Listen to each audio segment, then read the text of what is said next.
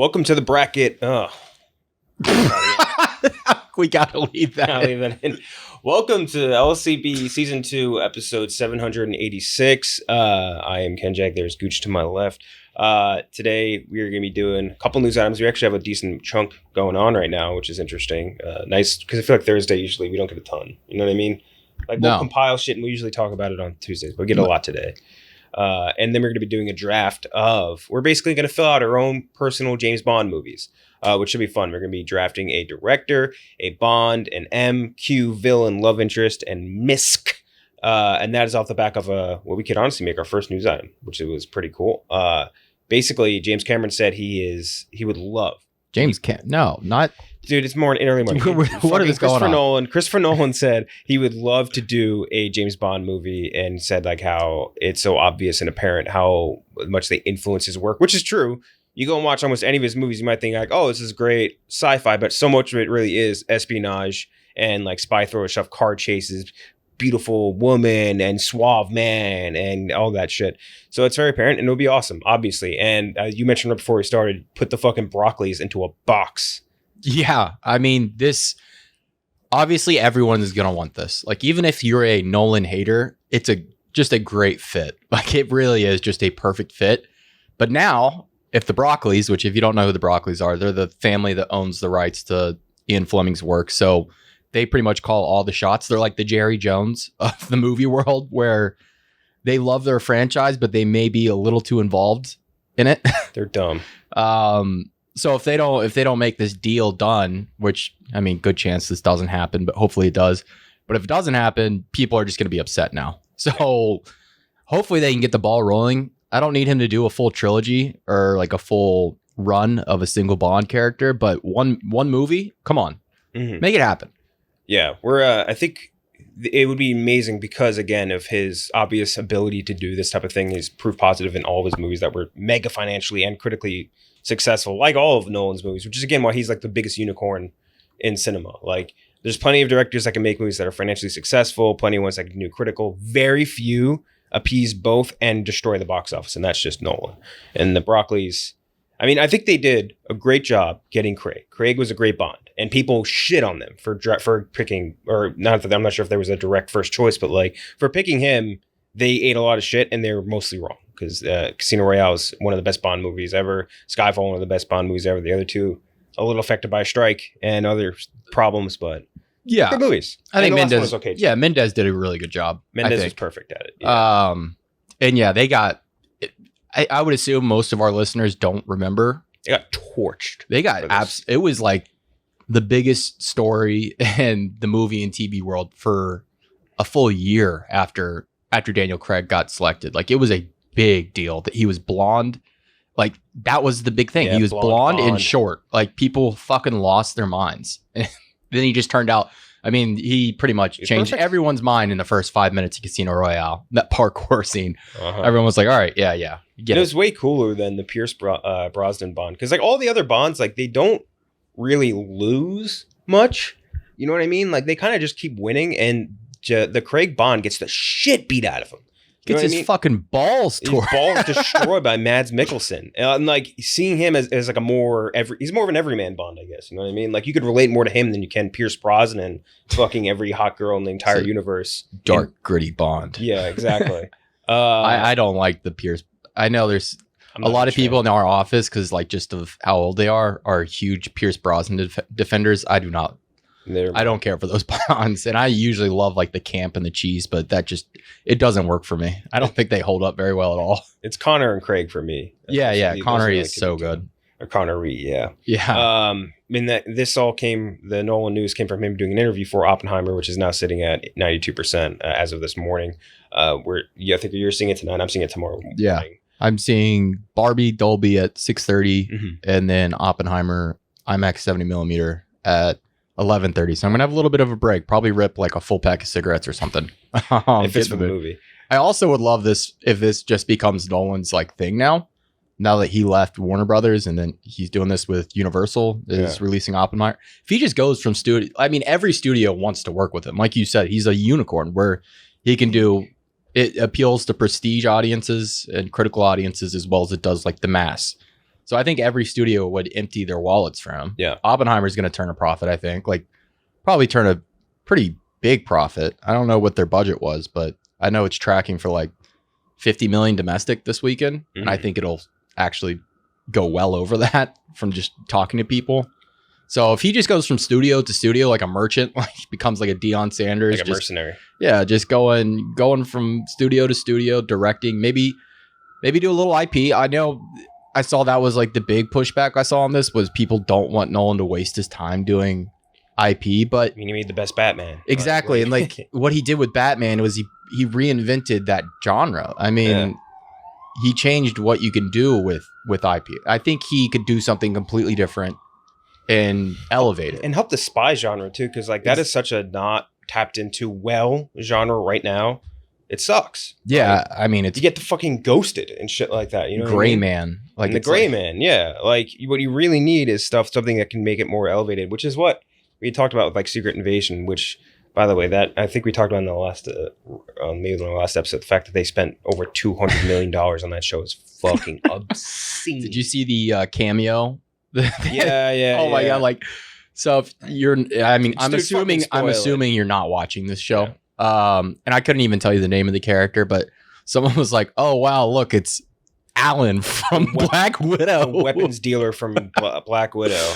Like showed up, and that was like one of their big cameos. I'm like, what the fuck is that? Like, come on, Marvel, you're better than this. It was bad. And again, like, but they were able to show, I think, with Winter Soldier, like, hey, this espionage shit, it still plays, still does well, and some other movies in between, like, I think maybe we'll talk about more with the Bond stuff, like Guy Ritchie with Man from U.N.C.L.E., like stuff like that. They can work very well, and if no one can give you proof positive, like, hey, this is a lucrative genre where you can do something new.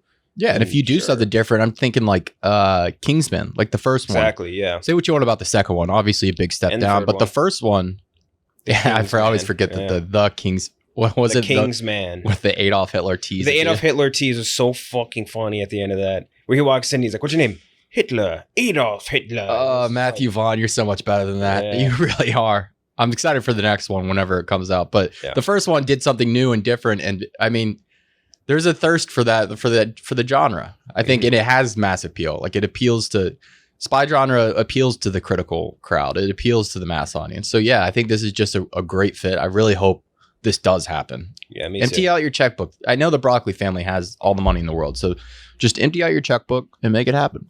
And the next one was James Cameron said that the weaponization of AI is the biggest danger. He said, "I warned you guys in 1984 and you didn't listen." He was correct. Add that to the list of the victory columns for James Cameron, who is, again, people like to talk shit about him, think he's an asshole. He is right 100% of the time. Never lost. Never lost. He never lost once. I really just hope like we just find blue aliens one day and James Cameron's still alive and he's just like, yeah guys, I fucking told you. Or someone tells a true lie and he's like, fucking, see that shit? He's I mean, again, this is just one of the reasons why he's so great. They're like, James Cameron, dickhead, absolute dickhead, right 100% of the time. Literally never wrong. And the funniest example being the bow was that bow videos. Ever since I first saw it, it's been in my mind for the past month. Like, it's so funny that he just did it. It's so funny that they had it on video, because when the person posted he's like, this person said he couldn't shoot, like this Olympic archer said they couldn't shoot the bow like that. It's not possible, James. It's not possible. You can't do that. And he just picked up the bow and did it. In the first try. And he got it on video. Like, it's so funny. Dude, he's in his stupid fucking Fox dirt bike shirt. This is just why he's the best. Oh my gosh, he's such a ridiculous. He's just a troll. He's not even a dickhead. I think he's just like a troll. I would love to see him and Nolan team up on something. I mean, can you imagine those two working on the same project? Two big egos are too big to work together, even in any way. But like, goddamn, would it be a good movie or project? The Haunting in Venice dropped its trailer. We got Kenneth Branagh back as everyone's favorite Hercule Poirot. Michelle Yeoh, Jamie Dornan, and Tina Fey. Kyle Allen, the quarterback one time of the Browns, right?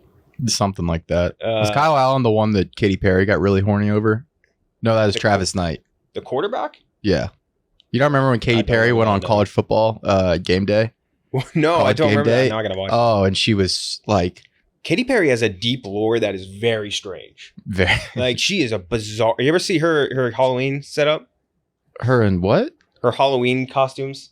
No. She's one of the funniest, like, just fucking histories of Halloween costumes I've ever seen in my life. She went as a hot Cheeto. She went as a flaming hot Cheeto, and then went as Bill and Hillary with Orlando Bloom. So cursed. Oh my God. That's God. Orlando Bloom, and that's her. It's fucking absurd.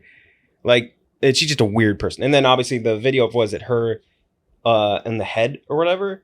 Did you ever see that? I think it was like some sort of nightly show. They did a bit where like they had people coming in and like opening up the chef. What do you call that thing? The dome?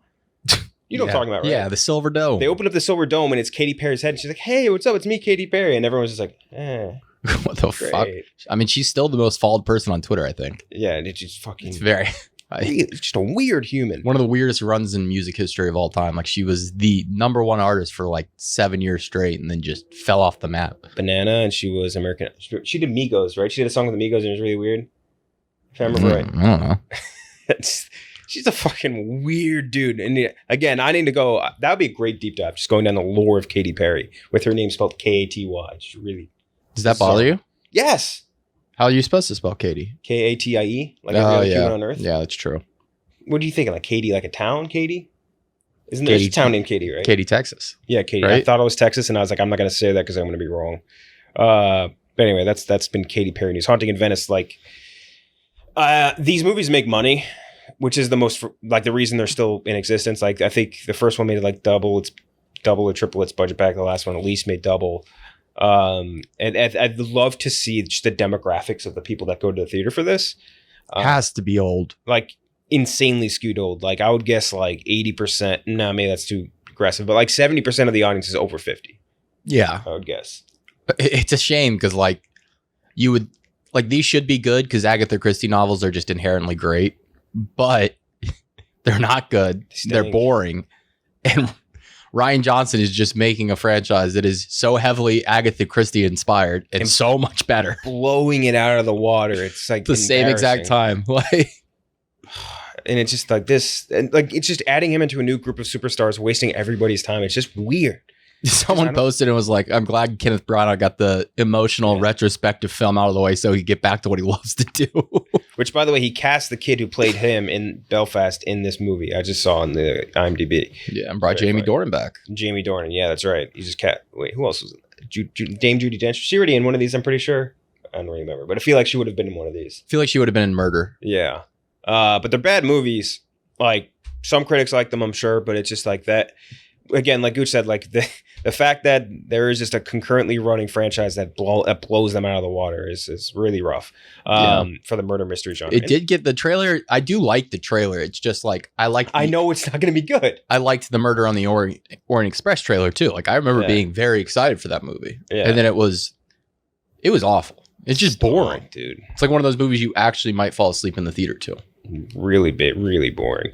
Aquaman and the Lost Kingdom has gone through 3 rounds of reshoots, 2 cut Batmans, and after the second one they cut Batman because they got like a mixed testing score because they had the Ben Affleck Batman, and now they went through the third one. They're getting better reception on this last round of reshoots. This movie's gonna suck, I think, really bad. Like I just can't even imagine the brain of James Gunn right now where he's at, where he just needs to go out and be like, fucking Blue Beetle, man. Blue Beetle's coming out. And then now he's going to have to be like, yeah, Aquaman 2, guys. Yeah, get pumped up. Come to the theater for Aquaman 2. And like, he knows they're all bad. They just need to take the L. And I think they need to just start dropping this shit on Max. Like the shit that's not connected to the DCU. Exactly. Quit confusing the general audience. Like don't confuse the general audience any more than you have to. And don't waste your money marketing these movies. Cause like, I don't think people are going to see. I think Blue Beetle's going to bomb pretty fucking hard. And their budget couldn't have even been that big, could it? Oh boy. I would guess. Like 70 to 80 million. No, probably about 100. Be honest. Now they think because the suit's 120 million. Jesus. There's not even a big actor in that. God damn. It's like George Lopez is the biggest actor in that. How does that cost 120? Jesus. No chance it makes that back. Yeah, and then Aquaman's going to be in the insane budget because of all these reshoots. Like so if you don't know why these are going through reshoots, the test screenings have gone terribly, like awful. Like people keep saying this is going to be an absolute dumpster fire. James Wan, people behind the scenes are saying this is the worst experience he's ever had making a movie. and he did Furious 7, and he fucking hated that. He hated that experience before Paul Walker died. Mm-hmm. So like this is just a mess of a movie. I mean, the first one made $1 billion, so I guess the audience is somewhat there. If for internationally, for sure. But now I mean, you got the reboot, a bad DC movie, That was also The Flash. Blue Beetle's got to be really good for the people to get excited again for DC movies. Like they need a hit before this comes out. I don't think that's going to happen. I don't know. Like I think they should honestly just don't waste your money marketing. Just drop it on Max. Just be through with it. Just be through with this fucking universe. Mm-hmm. Be through with the DCEU. Get over it. I don't know. Over $200 million on this one. I wonder what the splits. I do somewhat feel bad for Jason Momoa. Because while I don't think he's a fantastic actor, I do think he's a great Aquaman and fits well. Yeah. He's very charismatic, and he's just losing his marquee character. Yeah. It's one of those things, the ultimate, like, it is what it is. Let's see. Domestic all-time. Oh, okay. I mean, it got an eighth, and I don't see a world in which this ends up good just based off of these early things. Although, to be fair, these are the same test audiences that said The Flash was the greatest movie of all time. So it's true. Maybe these people just have like a fucking missing. I have read up on the test critiques about The Flash because I was so confused about like what the fuck happened. Apparently, the whole back third of the movie was different. Yeah. Like, so spoilers real quick. Supergirl doesn't die. Batman doesn't die. You don't have that weird George Clooney cameo. It was just like a different movie in the back third. So, and then you also have the caveat of when you're doing a test grading, they tell you these VFX aren't finished. Yeah. So you kind of like excuse those VFX that were, I mean, the worst VFX I've seen in 20 years for a major release. Like, yeah. So I can somewhat I still don't understand how they got that high. If the VFX were better, I don't think it makes it that much better of a movie. And if the back third was better, I still don't really get how they say it's the best movie since The Dark Knight, but whatever. Yeah, then you're... Besides that, yeah, I mean, I think they're just trying to get this Aquaman movie to a releasable point. Yeah. I think they're just trying to salvage what they can and just be through with it. Yeah, actually, wait, fucking Tamora Morrison was in The Flash. I forgot about that. When he calls him and asks him about Aquaman. I completely forgot about that. Also, The Flash and Aquaman had a very funny cameo in Peacemaker. Do you remember that, the last episode? Yeah. That was very funny. He's like, well, you do fuck fish or something like that. Yeah, but they never show their bodies or their face. No, they show their bodies, but they don't show Superman and Wonder Woman or something like that.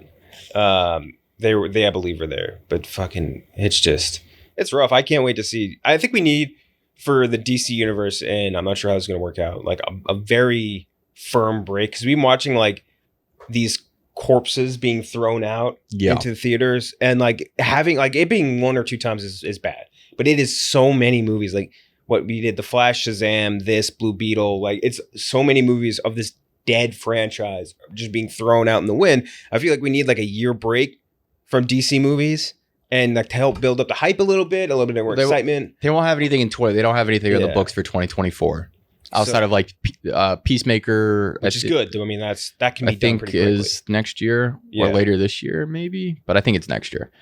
Outside of that, though, I don't. Yeah, because the first movie is going to be Superman Legacy, and that's 2025.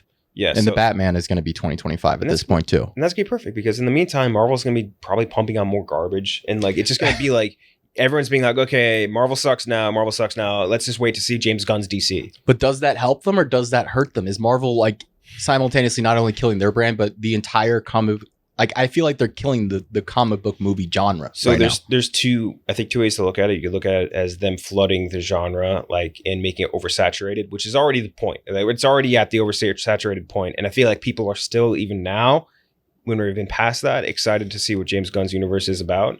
So I think with a year break from DC, people will be like just kind of meddling through Marvel and then waiting to see what DC can do, which actually bleeds into the next news thing too, which is that Captain America, Shuri, and Shang-Chi are going to be the leaders of the new Avengers and Avengers Kang Dynasty. Captain America being, what do you call it? Hawk, or what's the character's name? Falcon? Yeah. What's Falcon's actual name? Anthony Mack. No, not the human. The character. Sam Wilson. Sam Wilson. Yeah. So like them three are going to be the ones running the next iteration of the Avengers, which is just a massive fart. I'm sorry, but like, come on. Like, come on. Shang-Chi's cool. Captain America. Here's the thing: the Falcon is cool. As Captain America, we'll see. Shuri, I think Lolita Wright was such a bad choice as the new Black Panther. It should have been Lupita Nyong'o every single fucking day, twice on Sundays, or whatever the saying is. She would have been so much better, and like that would be something that would get me more excited. I think Lolita Wright stunk as Letitia, whatever, dude. She fucking stunk. She was terrible. She stunk as Black Panther. She's not right for that role. It's like watching. We were talking about James Bond. It would be like watching like fucking Q become James Bond. You know what I mean? It makes no fucking sense. And like, I just don't get it. I think that these three are not the correct group to. You need one legacy. I think Shang-Chi makes sense. I don't know. I've never been a Sam Wilson guy. I'll be honest. I think he works good as a sidekick to Captain America. All these characters are better as sidekicks. Like Shang-Chi maybe, but like at least his movie was. How is Spider-Man not in that lineup? Yeah, that's a great question. Actually, that doesn't make sense because like that's even in the comic books. Like Spider-Man ends up becoming a leader at points. The fact that there's no legacy from the old Avengers character in here, it just hurts really bad because the original Black Panther obviously can't be done. Would have been great. Like the original Captain America would be great. It's just like an elevated sidekick character, which is the Falcon turning into Winter Soldier, and then an elevated like brain guy turning into a main character. Like none of that screams main franchise. Let's go through. I want to look at the characters that are just left on the board at this point. Like I don't think you could do Thor. I don't think you could do like. I think you could do Thor. I think he wants to keep doing it. You think he wants to do it in the Avengers universe or in a different one? I just don't know what it is. And none of these guys really have. Do they really Avengers powers? Yeah, you know what I mean, you really need the Fantastic Four. Captain America has he's not even a super soldier, Sam Wilson. He just has the gadgets. Yeah, that is still weird. I kept waiting for that to happen in the series. Yeah. Felt like for him to get and they just didn't do it. He just has the gadgets. Shang-Chi also doesn't have superpowers. He just has the 10 rings, presumably. So I guess that would be a good superpower. But I don't know if he uses them or rejects them because of the whole thing with his dad. And then Shuri just has the suit. I don't know. I think it might just be time to put a nix on like your Marvel characters for a little bit, or not Marvel entirely, but the remaining MCU characters you have. Wait for the Fantastic Four. Wait for X-Men. Exactly. And then they probably can't do that because they have these contracts set up with these actors and directors where they have to, do multiple films with these people. But I mean, like, this is just uninspired. It's just they can't honestly expect these like that to make money, can they? I don't, especially with the Jonathan Majors thing still ongoing too. Like, I don't get how that comes together in a viable sense in any way. Like, you know what I mean? Especially not like it's not going to come close to either Infinity War or Avengers, or I would guess with this group so far, what do you call it? Age of Ultron. Yeah, it'd probably be first Avengers movie, but like, it needs a break. And I think, like you're saying, like Fantastic Four would be, even though it's in the MCU, like that would feel like a fresh break. Yeah. You know what I mean? That would feel fresh, not like, again, like we were talking about throwing out the corpses. Like that's what this feels like more at this point. Yeah. And I'm sure people are like yelling like, oh, well, they started with Iron Man. He wasn't like a big, people oversell how small of a character he is. Not like, he's not Spider-Man or Wolverine or X-Man, as people like to say. That was a unicorn situation. He's still like a top 12 Marvel character. This isn't Shang-Chi's down the list. Sam Wilson's Captain America down the list. Like Shuri Black Panther down the those are not. You're not kicking off anything with. I just don't see it. Yeah, it's just a bizarre situation for them, and I don't know what the fix is.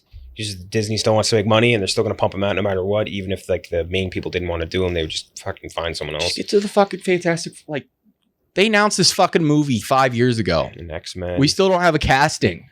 I guess Deadpool's the one I'm most excited for out of the. Yeah, but he doesn't really work with a team. Yeah, he's not a team guy. No. I don't mean like him as an Avenger. Yeah. I mean like that's out of all the current MCU slate. Like it would have been Blade, but Blade has been a fucking disaster. Like. What else is on? Was it Phase 6? This is all going to be, right? Yeah, we're in Phase 5 right now, right? Yeah, I mean, the Marvels is. That's going to lose. Like, I think that's going to lose a lot of money too. Let's see. And it's not because it's a female led, like in part because it's female led, but mainly just because the juice isn't there right now. Yeah. And especially like the juice wasn't there when the original Captain Marvel came out. And No, that actually made a shit ton of money. what was Shockingly, it it made like $1.2 billion. no fucking way. Yeah, I swear to God. It came out in like 2018 though, and that was like yeah. peak. God damn. How much did it make? Yeah, 1.1. Yeah, I was looking through lists the other day. I would have guessed like 700 and like entirely domestic. Yeah, it's in like the top Did 20 it do all well time. international or something? No, I actually think it did like a lot of its business here. Because I was looking, the only reason I noticed That's that was because I was crazy. looking That's through awesome, like top earning domestic movies of all time. Captain Marvel was in the list, and I was like, holy shit. Let's see. All territories. International was a big bulk, but Oh, it was? All right. it was 700 million of it. All right, well, still Which is- 600, that's still 600 million in the States is not anything to sneeze at. Yeah. Let's see. I'm more curious how it did in like the other, like the BRIC countries, like did not even air in China. Was that right? That can't be right. They saw a woman in there like, nope. There's no fucking way they didn't even air it there. That's crazy. And it made 1. Oh wait, no, it did. Yeah. That's what Okay. I thought. If they made 1.2 without China, that's insane. They made 150 million from China, and let's see, India 14 million. They did not dig Captain Marvel. Wow. Who's the other biggest market? There had to be like a massive one. Huh, guess not. I will say, I do think they maybe fixed Brie Larson's character. Yeah. Just going off the trailers Damn. a little bit. I can't believe they made that much money. That's great for the character. I just assumed it. I think maybe I got too wrapped up in the whole fucking discourse surrounding it or something like that, and just like how that was reaction miserable, Yeah, wasn't it? it? Just sucked ass. Except for the one guy who saw Captain Marvel 500 times. He's the reason this made so much money. But yeah, so I don't know. Do you think there's a guy out there who? So that guy saw it 146 times. Yeah. Do you think there's another guy out there that saw it like 145 times and he's like, "Fuck me, fuck me." I know one Twitter account that's going to see the Marvels. Oh yeah, that guy is he's very excited. Should be in for it. jail. Yeah. So Deadpool 3 it's the Marvels Deadpool 3 in 2024, which is not going to happen because of the strike. Deadpool 3 will make a lot of money. Yes. And well, it's just saying it's not going to come out in 2024, I don't think, just based on the strike. Oh no. Captain America Brave New World, Thunderbolts, forgot about that. Jesus Fuck does he Christ. mean? They haven't even started. Wait, no, I think they actually did start doing that already. And starring Sebastian Stan, Hannah John Kamen as Yeah, Ghost. yeah. Wyatt Russell as John Walker, Julie Louis-Dreyfus as Valentina Allegra de Fontaine, Florence Pugh, David Harbour, Olga Korolenko. She's Taskmaster. I forgot. The one that they fucked up. Yeah, really exactly. fucked that character. To be honest, that's about at the same level as what they're throwing out for the Avengers. The filming is expected to occur in Atlanta following the strike. Why would Sebastian Stan not be in the Avengers? That's a great question. That's a big star. That's a big star. That has legitimate superpowers. Yeah.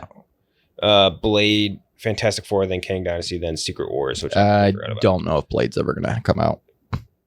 I mean, it would be such a fucking embarrassing loss because they trotted fucking Mahershala Ali out on stage. He was so pumped for it. They had to bail in the script because it was so bad, and like, damn. Anyway, that's been Captain Marvel or superhero talk. I do think that we just need like a year-long break from being spammed with quantity over quality. Yeah. And then that'll get us back into it. And I do think they're saying they're going to do that, but they also love money. So, yeah. I mean, I wonder what shows Marvel's going to pump out during this time too, because they got to be canceling some of these. Yeah. They're like Echo, like no fucking way, right? Oh, I forgot about Echo. Zombie, they have a zombie show coming. They got a lot of shit where I'm like, this isn't happening. Let's see, television series. They should just make all their TV animated. I forgot. People will watch that. It's probably just as expensive as doing. It'll be Echo, Ironheart, Agatha Coven of Chaos. Ironheart, fuck. Agatha.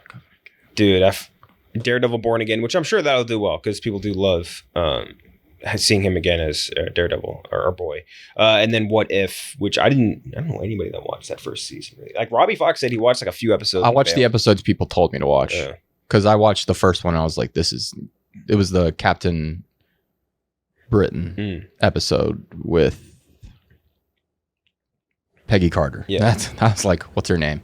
Untitled Wakanda series, Spider-Man freshman year, Spider-Man That's animated. sophomore year, Animated. Marvel Zombies, which you're talking about, Wonder Man, Untitled Nova series, and then What If, and then Vision Quest. What was the Vision Quest about? I forgot. Whatever. Anyway, all this stuff is coming out later. I just think we just need a fucking break. We need a break big time. We're tired. Reload. We're going on strike. Yeah. I mean, that'll be a perfect way or an excuse for Marvel to just be like, yeah, we're going to cancel some of these and come back later. Okay. So, and not end up looking like David Zaslav just canning movies left and right. Okay. So, and the last thing is just the SAG stuff. Studios cutting down trees on the picket line, giving them shade. That was one of the pettiest. Wait, what happened? Sorry. So they had all these trees that were that basically put shade onto like the picket line area in front of I forget which studio it was, and the studios had someone come and cut down all the trees so that they didn't have shade while they marched. And it's just one of the pettiest moves ever. And I think they brought a grievance to like some LA court judge or some shit. But like it's one of the pettiest and just fucked up things. Like people are going to instantly call that out. Why would? It's like you already know people think you're evil. Exactly. Like. It's just an unbelievable shit PR move. And I wonder, they didn't even hear a quote of like why they said they did it. Tom Cruise allegedly asked SAG to sign some waivers to film. And they asked him as a counter, like, hey, come join the picket line. And he was very non-committal on it.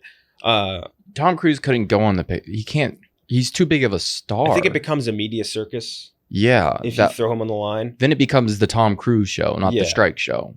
I think that, and this is, I tweeted this yesterday. It's weird with the big stars on the picket line because they obviously increase morale for all the actors who this is for. This is for 99% of the actors who like struggle for like a livable wage, basically, and not the 1% of dudes like Tom Cruise who don't need this. So like, I'm sure they do great for morale there. But every single time I see a video of any of these people, it's just 5,000 replies of someone just like a screen cap of their celeb net worth. And be like, oh, this guy wants more of my money. Oh, this guy wants more of my money. Why is he striking? These guys want more money. And it's just like the general public, if this is at all about trying to increase your awareness and anything like that, like, yeah, you will get more people being like, oh, the actors are on strike if they didn't know about it by now. But no one is going to be, if they aren't already convinced in the virtue of the strike, no one's going to see like fucking Mark Ruffalo on the line and be like, oh, maybe this is right now. Yeah. Maybe I shouldn't be like bitching about acting. Like that's never going to be the case. I think it's something that the studios use to manipulate against them. And I think if you, in my mind, the best way for these, the big, like the 1% of these actors to contribute to this is you need to be obviously following the guild rules and not even considering acting or signing waivers or any of this shit. You need to be unequivocally vocal in your support of the strike. And these 1% should really just be like, if you want to scare the studios, damage the studios, put your money together and help all of these people pay their rent while they're on strike, because that threatens the studios, because that increases the longevity of the strike. Because their whole idea, and the executives have said as much, they just want to fucking starve these people out until the point where they can't they're evicted from their houses. And they know that there's a breaking point for these people. And if you have this 1% pulling together and helping these people live and continue to strike, and while you yourself are not working and putting more pressure on the studio, I think that is what is legitimately detrimental. Not a video of like Mark Ruffalo in his fucking painter pants walking around on the strike line being like, yeah, actors deserve money. And because that doesn't, I think, great if it helps them around the line, great. If I was an actor on the line, my morale would be way more up knowing I was going to be able to pay my electric bill when I got home. Yeah. Also, like, SAG actor, I mean, there's like 50,000 SAG actors. More. So like the average actor salary, I think I saw it was like $27,000, which I don't care where you live in the US, that is not gonna, I mean, you can't really live off that. Yeah. And you're most likely in LA or Atlanta, one of the two. And so you're not surviving on that. Exactly. And I think on its face, like, yes, you of course an actor should be supporting the strike, but the support doesn't mean they need to be sitting there on the line. And that's not a cop-out for Cruise at all. I think like Cruise made $100 million off of Top Gun just based off his cut of the back-end deal or whatever. Like, you throw some of that, help these dudes pay their bills, and I think that is how you threaten a studio. Yeah. Tom, if you want to get your remaining haters on your side, there's a very easy thing you could do. Yeah. I mean, he throws like fucking $10 million into the fund for some of these actors to continue going on strike. Like that, it's just, It's just that's in my head, and I know it's not. It's hard to make it sound like it's not like a bootlicker thing. Like, oh, well, these actors are too good to be on the strike. I don't think that's it. No. I just think it's a way that studios manipulate the extremely stupid general public, and we've seen it in Instagram comments, Facebook comments, all this shit. These people are so fucking dumb that when you post anything about the strike, about like, yeah, this actor said this about the strike, that's just you see in the comments. Yeah, it's immediately like, oh, well, he's worth. I'm like, well, they're not striking for them. It's all these people saying like, oh, it's for that. It's they just actors want to make more money. Look how much money they made on this. Look at their net worth. Look at this. That's not what it's fucking for. And these people are too stupid to put it together. And I think that is not threatening to studios. You know what I mean? Yeah. Like as long as you are using your platform as a big actor to be very vocally supportive, and you are helping these people who need the money to pay their bills, like I think that is the best way. Also, one thing with the Tom Cruise waiver. That was like 2 months ago. Yeah. When he asked. It wasn't like he waited for he saw it coming and he was like, well, I'm going to have a movie coming out like that week. Like, is there a chance I can promote it? Well, yeah, like, just want to promote it, by the way. It was not for filming. But yeah, so that's been the SAG stuff. We obviously, like we said in the last episode, super on the actor side on this, not on the studio side, especially after going through all those, like, I think we went through the entire CEO group total comp packages. It is fucking obscene. And the amount of money, I think it makes it even worse seeing how much money that they spend on like Secret Invasion and oh yeah, it really makes it so much worse. It makes it look horrible. Netflix just scrapped that. Yeah, Netflix. He-Man, like they're like already $80 million deep on this He-Man. Was it He-Man? Yeah, something like that. Or was it Conan? It was one of those 80s some properties. barbarian. They were doing some reboot of it, like a series, and they were already $80 million deep on production. Just scrapped it. And then I think they said, what did they say? I saw the report recently. They said like they had X amount of money in cash reserves, Netflix. Oh yeah, Netflix is cooking right now. that password thing they did, it worked. Yeah, unfortunately. I mean, but it's weird because it's like a one-time shot of revenue for them, if that makes sense. Let's see. Oh, the movie critic. I saw them post it, and it was an absurd number that Netflix had in free money, or not free money, but money available, and they still weren't paying actors. They upped their free cash flow to $5 billion this year, and they still refuse to pay the writers and actors, which is just absurd. But anyway, that's been SAG After Talk. If I'm sure there's plenty of different places you can donate money to the actors, which again, this isn't like you're donating money to fucking Matt Damon. You're donating to guy who's, hey, that guy in a show that only you watched.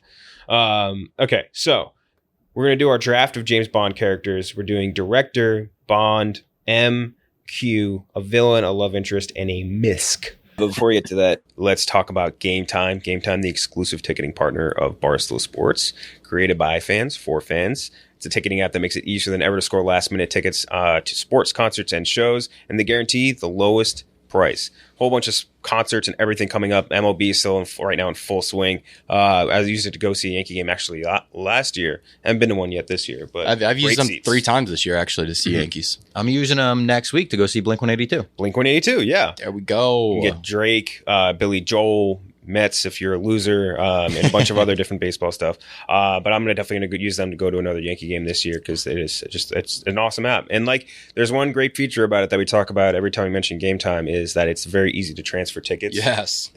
Which is a pain usually, but on Game Time it's great. They have the biggest last minute price drops can be found in the seats that you never thought you could buy. It just takes 2 taps and 10 seconds to get your ticket. Once you buy your tickets, they're delivered directly to your phone, no printer needed. The app also allows you to easily share tickets with friends like we mentioned. Skip the hassle and enjoy the moment. Download the Game Time app or go to the website, enter your email and redeem code LCB for $20 off your first purchase. Terms do apply. Remember, go to Game Time, the Game Time app, the website, enter your email, and redeem code LCB for $20 off your first purchase. You can go first. Who's your director for our movie? Listen, I got in here late, and we were talking before this started. You said Guy Ritchie, and then I immediately was like, no, you can't do Guy Ritchie.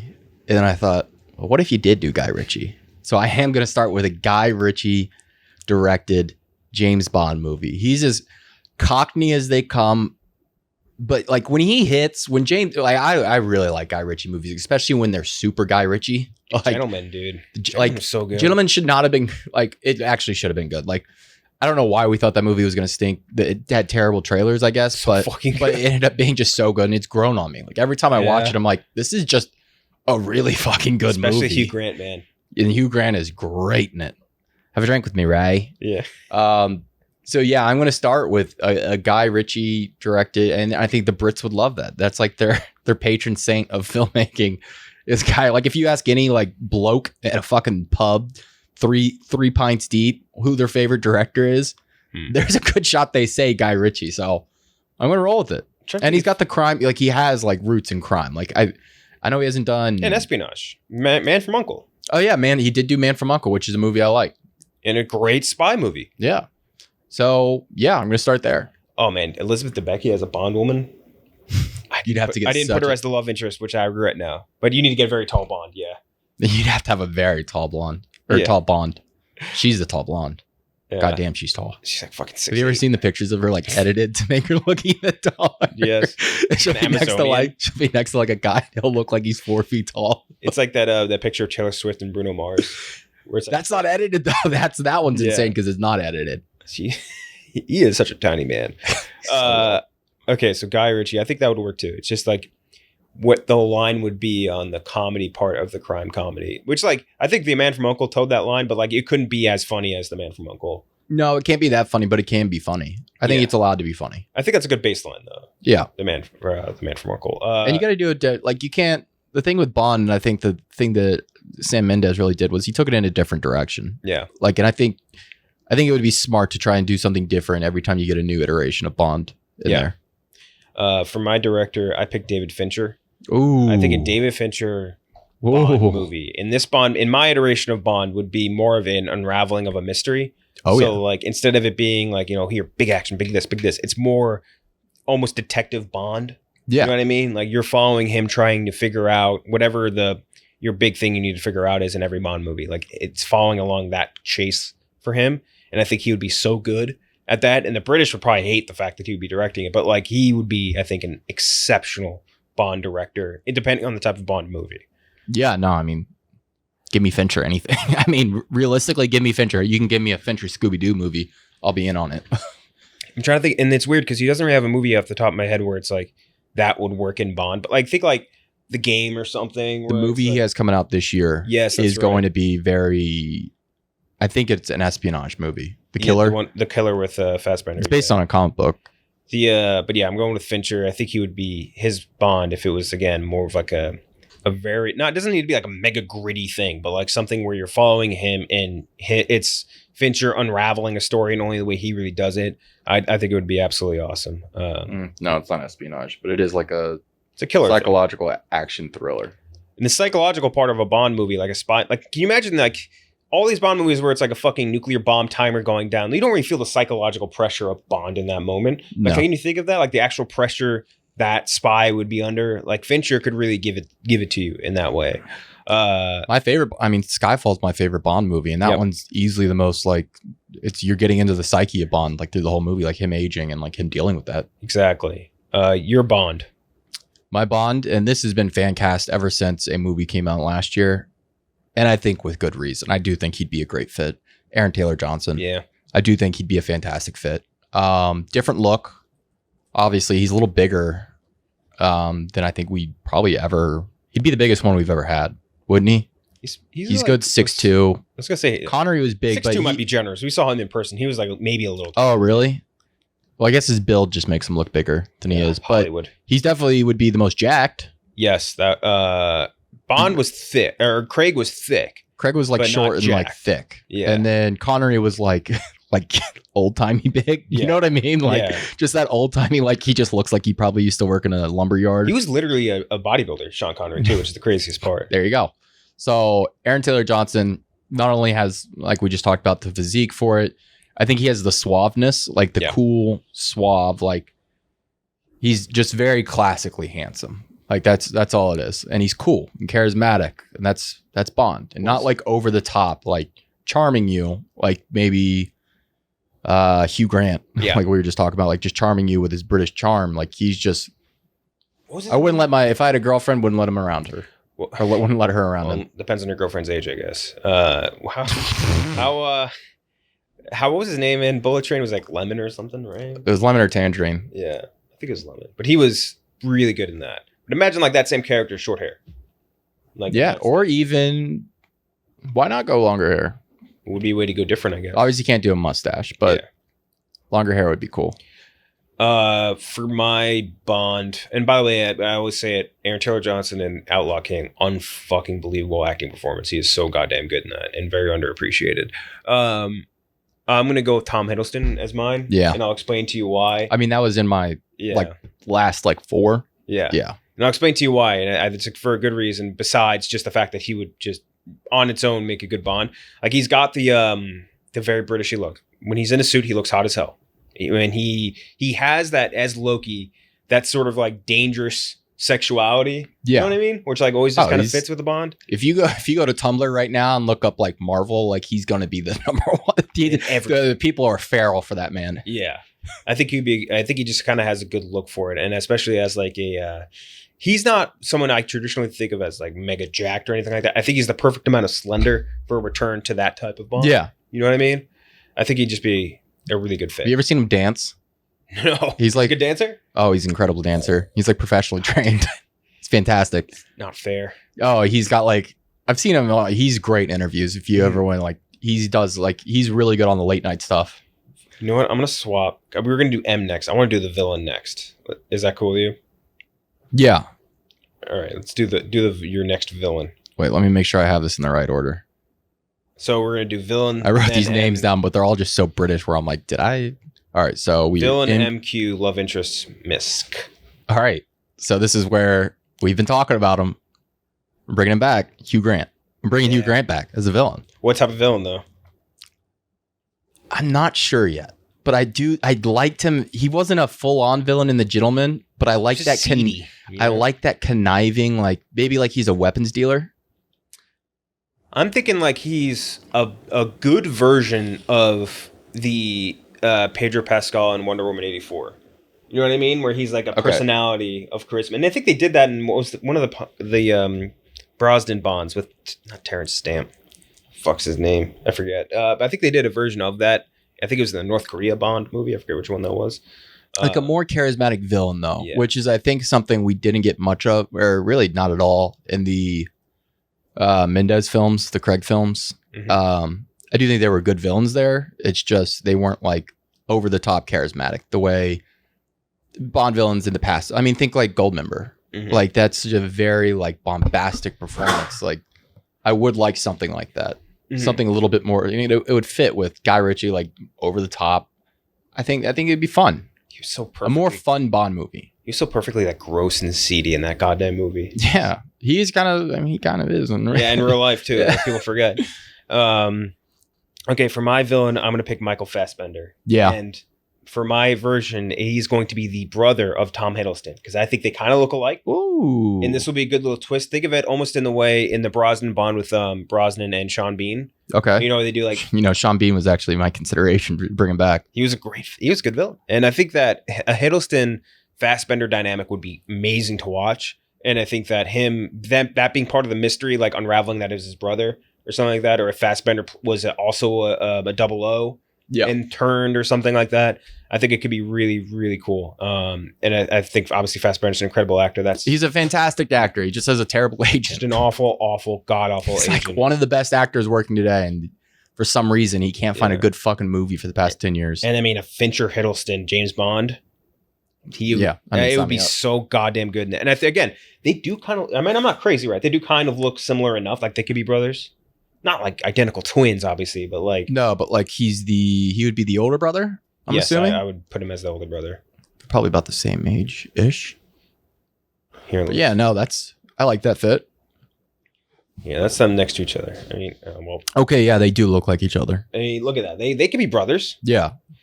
I think that... maybe different moms, same dad. They have the same color hair and all that. They look pretty similar. But I think that them as brothers would be a very interesting storyline. And one, again, that Fincher could unravel in a very cool way. Who's your M? My M. I'm going back to the male M's, by the way. I love Judi. Jane Judi Dench. I mean, if I could bring her back again, I would, because I thought she was awesome. Such a great voice. Yes, and I'm going with another great voice here. I'm going with Jeremy Irons, who I think has a fantastic voice. I love Jeremy. I've never seen Jeremy Irons in anything and been like disappointed in him. Like he's just great and one of the all-time voices in Hollywood. I thought he was a fantastic Alfred. And Ozymandias too. Yeah, and exactly, Ozymandias. I think he would be really like cool, measured. Like he plays that like always in control, knows everything that's happening. Like I think he'd be great there.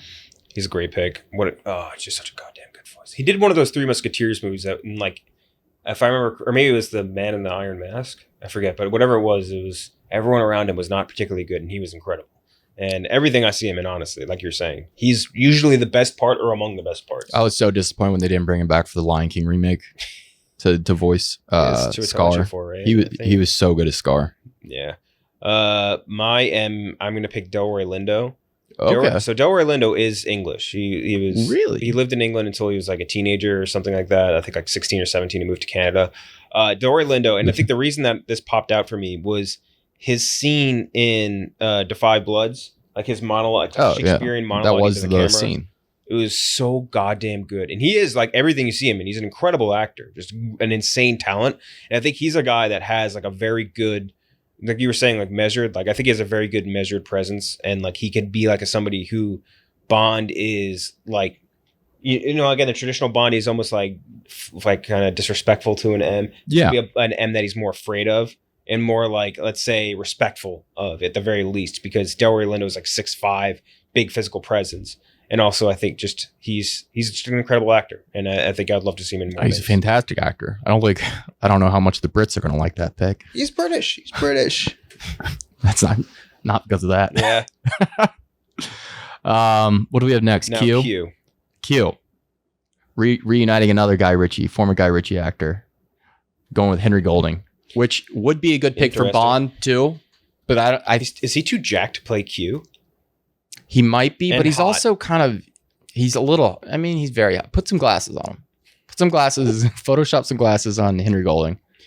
He'll work. I think he's too sexy to be Q. Q's got to be What if we had a like sexy Ben Q? Winshaw. What if we had a sexy Q? Could be a game changing way to look at Bond. So, can you imagine that? Like he's competing with Q for women?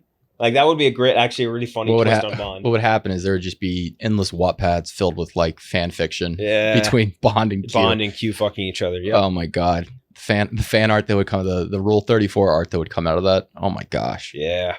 Fuck anything, but I think that could be kind of good. That'd be. A good twist. I'll be honest. I really just want Henry Golding in more shit. Yeah. It's weird that he hasn't been in Snake Eyes, baby. Yeah, I mean, and he was in The Gentleman, and he was so good. He was. What was his name in that? Something very Tiger. racist.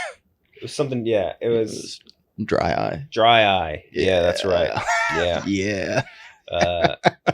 That's not great. Good name.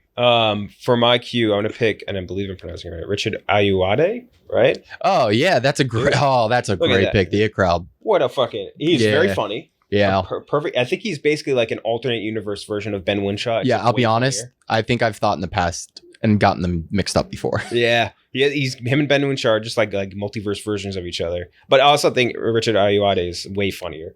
Yeah. And a little more charismatic. Have you ever watched The It Crowd?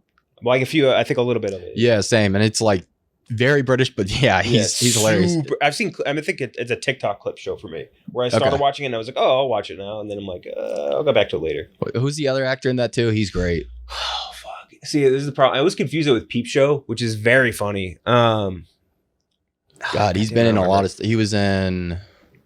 We can just look this up. I don't know why I'm making this hard on ourselves. Was he in Bridesmaids? Chris O'Dowd, right? Yes, Chris O'Dowd. Okay, yeah. Oh, Matt Berry. God, I fucking love Matt Berry. Matt Berry in a James Bond would be so good. Oh, Can you imagine? I don't know where, but... I don't know how you make it work, but... God damn you, dude, funny. You are really the most devious bastard in New York City. Have you watched the new season yet at all? Not yet. Dude, it's back, and it's like just... It might be as funny as it's ever. The first 2 episodes were very funny. He fucking kills me. It's so goddamn funny. That whole Jackie Daytona episode with him and like Mark Hamill was so fucking funny. Oh, god damn it. I love that show so much. I guess not enough since I haven't watched it. The new They season. didn't really market it coming out. I was about to say, I didn't even know it came out. Yeah, I didn't even see like posts on social, and I cover this shit. Like it just showed up on my Hulu. I was like, wait, it's back? just like on Hulu. I was like, okay, well, I guess I'm watching this. Okay, love interest. This one was tough because I feel like they pick a lot of lesser known actresses. Yeah. And in the past, Maybe like they've Olga even just gone Korylenko, like, yeah. even not even actresses, just a really hot girl, like a model. Don't fucking get film Twitter started. Don't pick Eva Green again. You know, those fucking horny freaks go nuts on her. I mean, it's her and they love the Bond girl. Leia Seydoux. Yeah. There's one account I follow that I think just posts a topless picture of Leia Seydoux every morning. Dude, her and Eva Green, it is weird that they think like all decorum of being not horny goes out the window with them. I don't get it. The other one is Sophia Belushi. For sure, They go nuts for her. But I'm going to go. I wanted to do Florence Pugh, but she just honestly does not feel like a Bond character. I couldn't see her in a Bond movie. She would make a good Q, actually. No, she's too hot.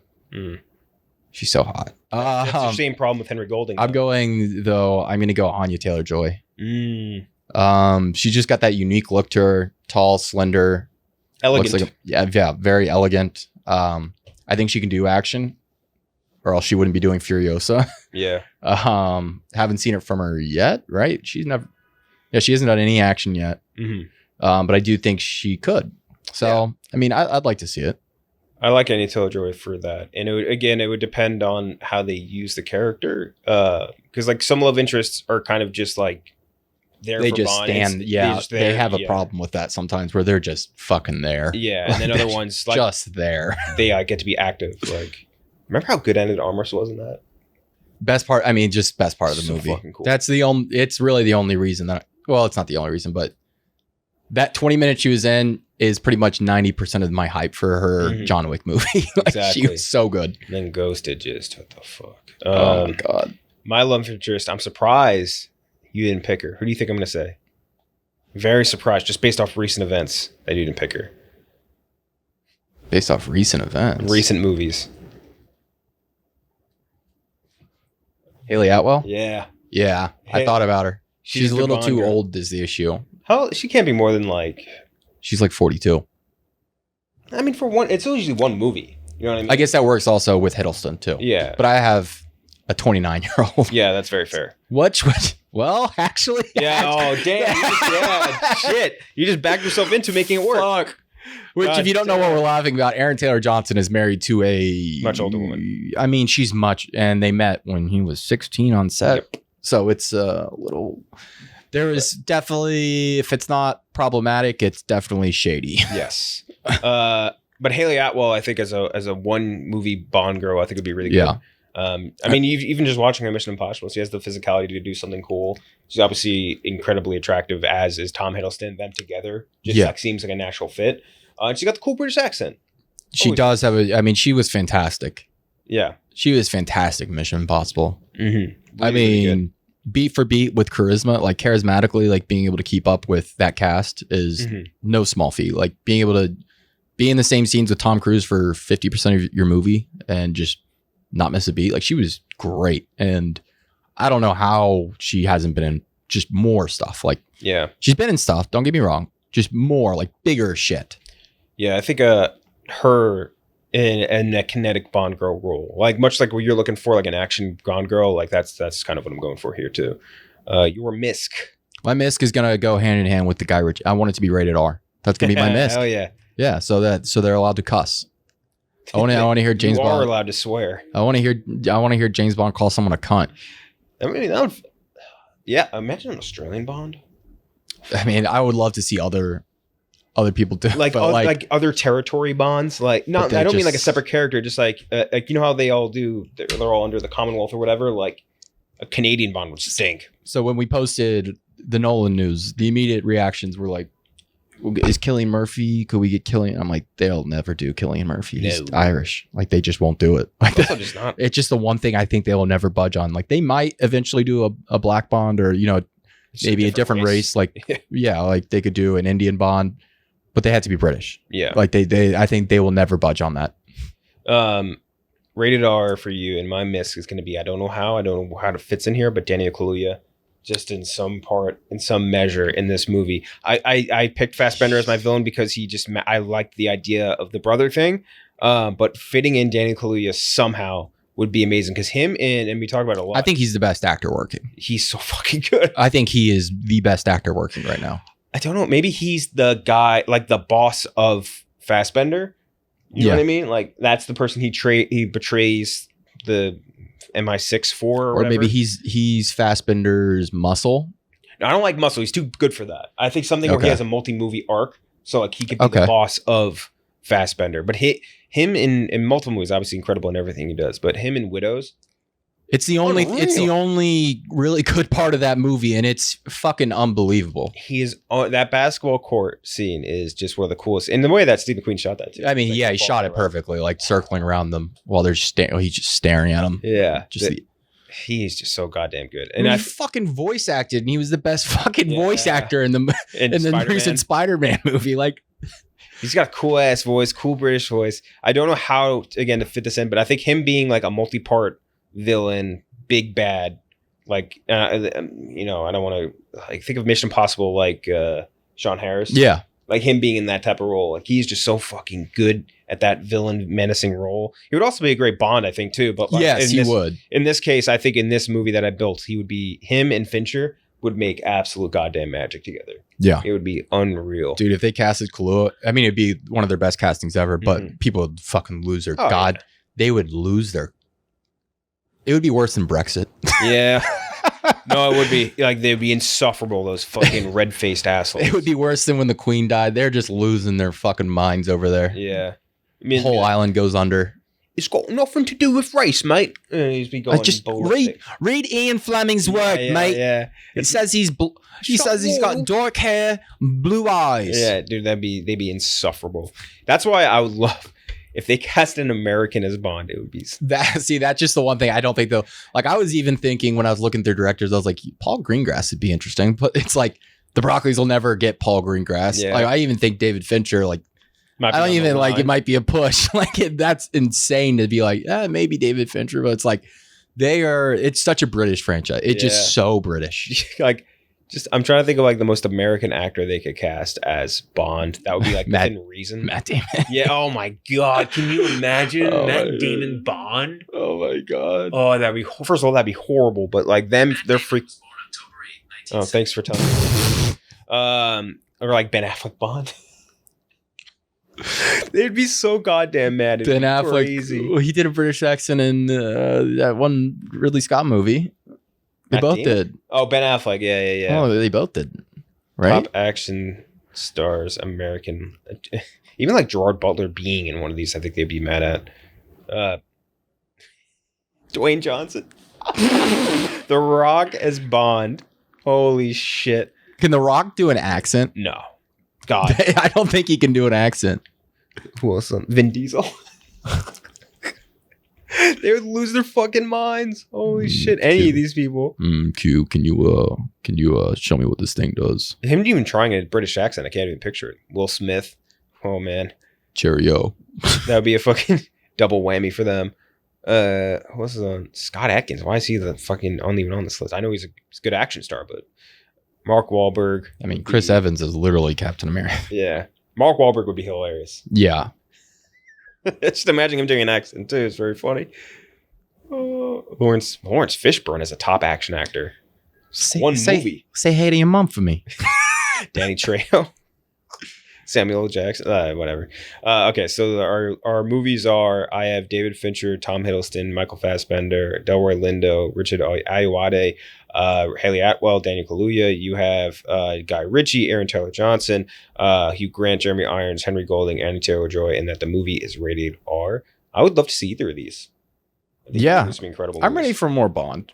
I don't think we need a Matt. I think they've said they're going to take a bit of a break, but it's one of those franchises where they really don't pump it out too hard, and it's not like it's got a bunch of series rolling out alongside of it, and there's not a ton of spy movies coming out at the same time. So it's like, why take a massive break? Like, just pump them out every 3 to 4 years. Who gives a fuck? Yeah, exactly. It's not like some vaulted property like that. Yeah, and plus they're so used to multiple iterations. It's not like Daniel. Like people are like, oh, nobody else can ever play the role. Like it's just one of those roles where people are just going to continue to play it. Yeah. So yeah, it's built into the package basically. I would like the next Bond to come out in like 2025, 2026, but I think it'll be like 2028. Yeah. Which kind of sucks.